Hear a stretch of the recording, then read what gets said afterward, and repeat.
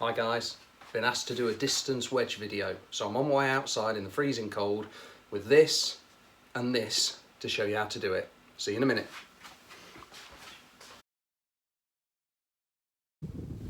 We've come out today while we're still on lockdown to video a distance wedge shot, so 50 yards or maybe more.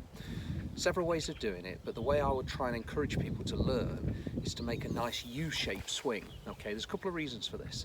It really helps grip the ball, so rather than using a lot of wrist, okay, what I'd encourage you to do is try and make a nice low, wide arc with your pitching technique. It helps get more friction on the ball and generate spin for when you're on the green. So I brought the iPad out, got my wedges and the flight scope to track the distance.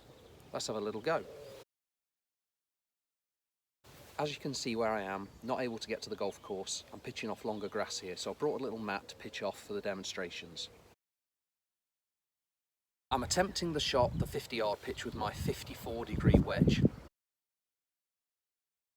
One of the things I always like to use if I've not got a launch monitor with me is my tour stick. I've marked on the tour stick the flight of the ball that I want to try and encourage. So I measure the distance from the ball to my tour stick, put a little mark on, and it gives me the correct launch angle for giving an idea of whether the ball's taking off correctly for me. So I've done that for each of the wedges that I've got, and I'll show you more about wedge systems later on in the video.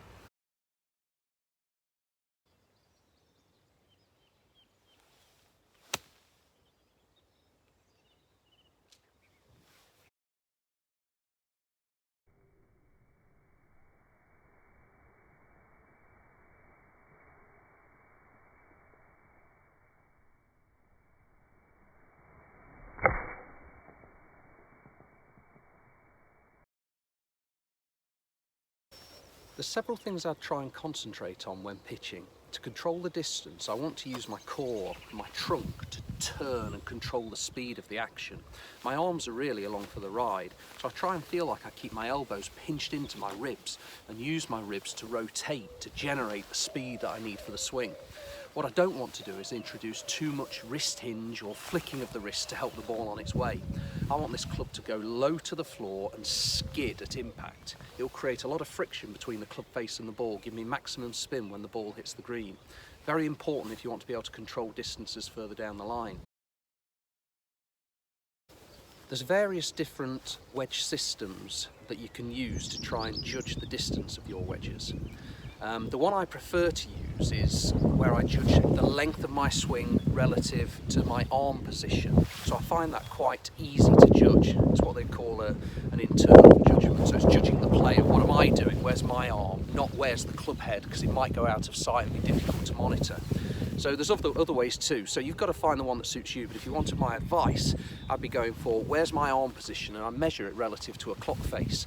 So 9 o'clock through to 3 o'clock would be something that I try and encourage people to feel. And whether you have 1, 2 or 3, maybe even more positions in the swing, it doesn't really matter as long as you can feel the difference. The slightly longer the swing, the more momentum the club will generate through impact, so you hit it that little bit further. So it helps you graduate the distances when it's not a full golf swing. I'll put a little clip on the video here that shows the wedge system that I use. Here's an example of the wedge system sheet that I give to my clients. These aren't my yardages, obviously, but it's an example of what clubs they use, how they grade the length of their golf swing to achieve certain distances, and when there's an awkward distance, they even grip down or choke down the grip on the club just to find that intermediate gapping. So hopefully that's something that can help you out. It's quite a good visual to have. Some people have it in the golf bag just to remind themselves. I was pleased having hit a couple of those pitch shots there, going for the 50 yards. We'll check the flight scope numbers, I'll put those on screen. Okay guys, here's the flight scope details of the 3 shots that I hit. So ice cold, straight outside, we're still on lockdown, so obviously not had a warm up, not hit any balls for a while. Not too bad this, to be fair. So shot number 1 carried 53 yards, I was aiming at 50.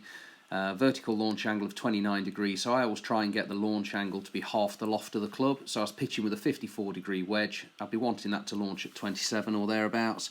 Slightly difficult off the longer grass and off the little mat that I've got, but it's in the ballpark there, so reasonable. 53-yard carry, not too bad. Shot number 2, You can see highlighted in the red line on the screens. I've swapped it over. So carried 47.3. You can see that jumped on me a bit. So vertical launch is up 30 degrees, a bit higher than I'd like. Came off the club face a bit high and therefore didn't make the carry. Shot number 3. Okay, a little bit better on the carry distance, 49 yards there. Vertical launch angle of 28. Pretty pleased with that, to be fair. So a bit of practice, fine-tuning needed there. A few more shots, get warmed up, maybe slightly better conditions to hit from. Prefer to be pinching the ball off a fairway than obviously off a mat. But a decent example there of what I'd be looking to try and encourage for your pitching. So pretty pleased with that. If I was trying to get proximity to the pin and I'm 8-9 feet away, out in the freezing weather now while we're on lockdown, don't mind that too much.